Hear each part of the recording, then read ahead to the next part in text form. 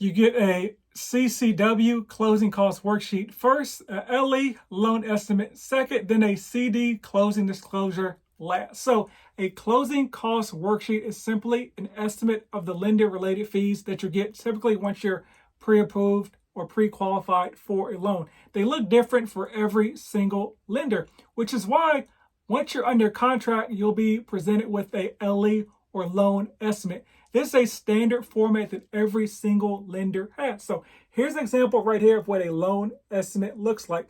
So it allows you to actually look at different quotes and compare them by looking at each line item. Still can be a little confusing. If you want to see a further breakdown of how to compare loan estimates, let me know down below. But the thing with a loan estimate is the majority of the fees on a loan estimate are still estimates because you have the lender's fees at that point because the lender can provide their fees. That's why it's used to compare quotes between lenders. However, the stuff like the title fees, the taxes, insurance, the lender does not have that information at the time. So it's all an estimate.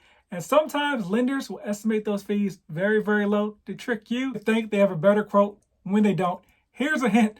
The lowest cash to close is not what you look at when comparing loan estimates. Make sure they have the exact same rate and compare only the lender specific fees.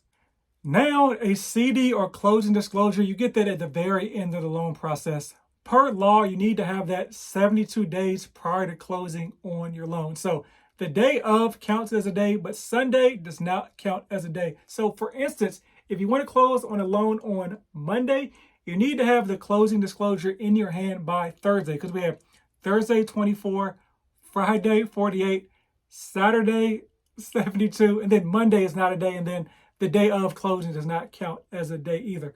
The thing about the closing disclosure is now the CD actually has the fees that were once estimated on that closing disclosure. Here's an example of a CD. There's actually a page on the closing disclosure. We compare the difference in fees between the loan estimate to the CD.